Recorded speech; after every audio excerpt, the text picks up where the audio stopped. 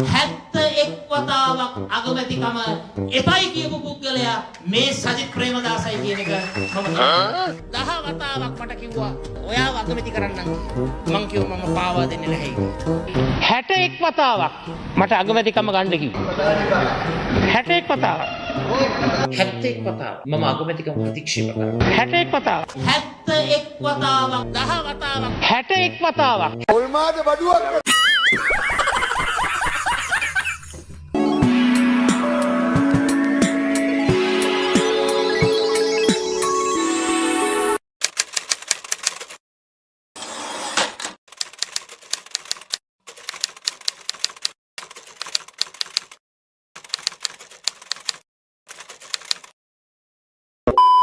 මාධ්‍ය වැඩිහිටියෙක් කියන්නේ බොරුනේ. මාධ්‍ය කියන්නේ බොරුවනේ. මාධ්‍ය දෙන්නේ නැති ප්‍රශ්න ඇති කරන එකනේ කරන්නේ සාමාන්‍ය. කැබිනට් සංශෝධනයක් ගැන කියනවා, ආගමැති මාරු වෙනවා ගැන කියනවා, ආභ්‍යන්තර ගැටුම් කියලා කියනවා. මට මේනේ කියන අයගේ ඔළුව පරීක්ෂා කරගන්න. යමක් කියනකොට කියන කෙනා කවුද කියලා බලන්න කියලා කියනවා. කියන දෙයට අමතරව. දැන් සිංහල දෙමළ අවුරුද්දට කිරිබත් කන්න හාල් නැති වෙනවා කියලා ඔය කටවල් වලින්ම ඔයිට කලින් කිව්වනේ.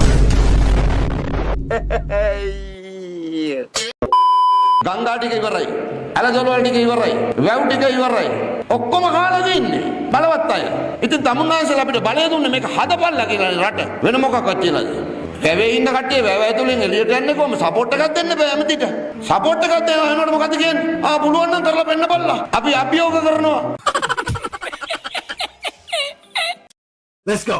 අන්දක රැවුලව ගත්තා අපේ ආමුදුරනේ ආමුදුරු කෙනෙකුත් කියනවා. පුළුවන් නම් හෝටල් ටික මාසයෙන් අයින් කරලා පෙන්නන්න. අයාට පෙන්නන්න තමයි දැන් අපි වැඩ කරන්නේ. අනේ බම්බු ගා ගන්නවා. Gary. Let's go.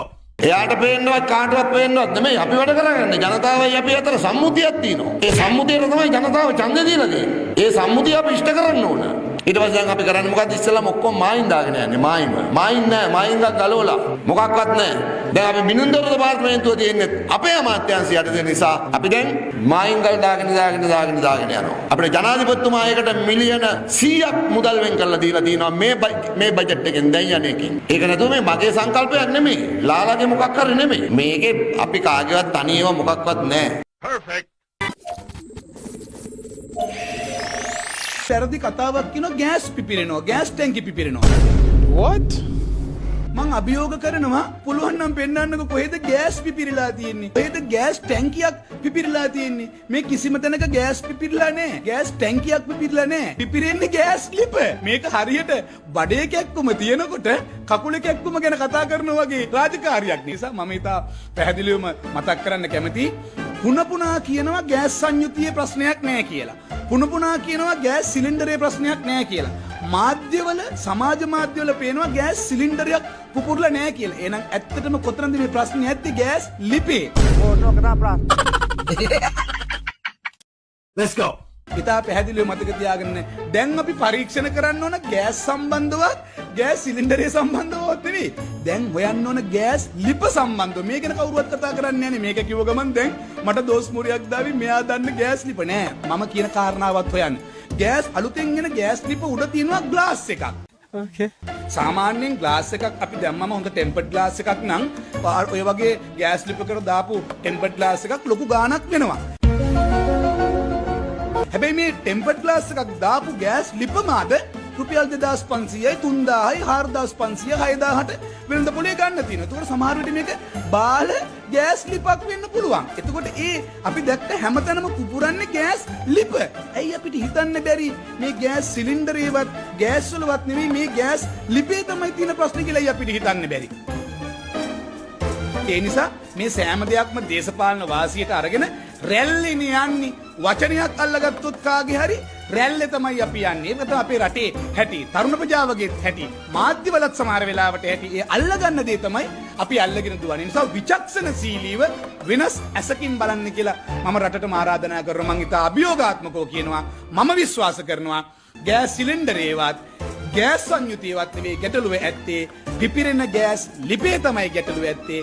එහෙනම් ගෑස් ගැනවත් ගෑස් සිලින්ඩරේ ගැනවත් පරීක්ෂණය කරනවා වෙනුවට ඒ සම්බන්ධත් පරීක්ෂණ යන අතර වාරයේදී ගෑස් ලිප පිළිබඳවත් පරීක්ෂණයක් පවත්වන්න ඵලයන් යන්න තොපිට හෙන හතම ගහපියෝ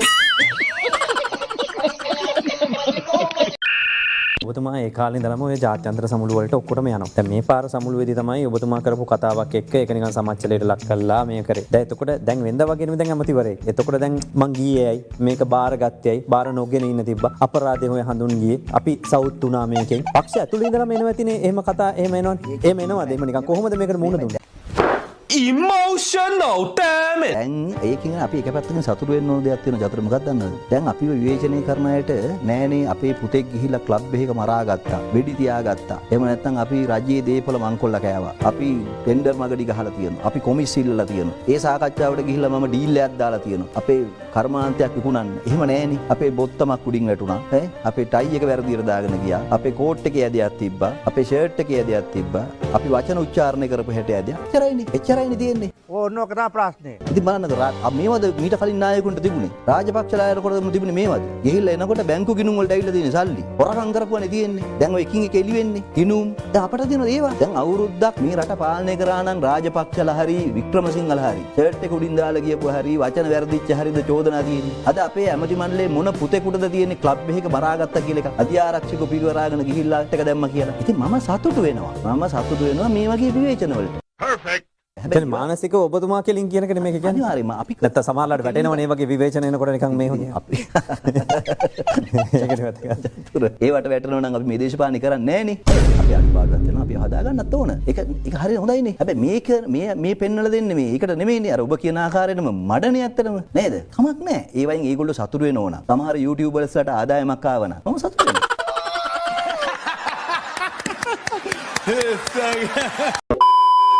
දූෂිත ආණ්ඩුවක කවුරුවක් ස්වෙච්ඡාවෙන් වැඩ කරන්න ඉන්නේ නෑ.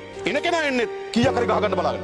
එයත් ගහනවා මටත් ගහන්න පුළුවන් කියලා. තමුන්නාසල මේ කන්ටේනර් කතාවක් කියලා. මොනවද මේ කන්ටේනර් කතාව? තමුන්නාසල එතන අපේ බිමල් රත්නායක සෝදර කන්ටේනර් හොරකම් කරනවා කියලා. මොනවද මේ කියන්නේ? වරදක් වෙලා තියෙනවද? කොයි ආයතනද කියන එක අපි ඉස්සෙල්ලා කියලා වාදනය කරන්නේ නේ. මොකද මේක පළමු වතාවට නෙවෙයි සිද්ධ වෙලා තියෙන්නේ.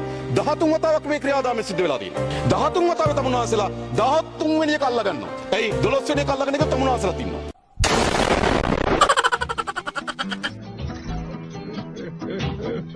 ප්‍රශ්න කීයක් තියන්නද මේක?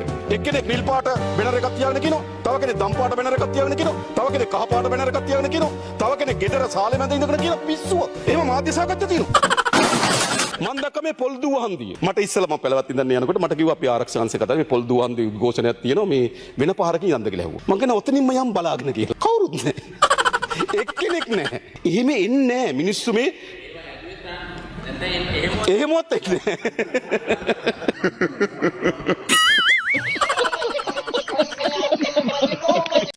Let's go.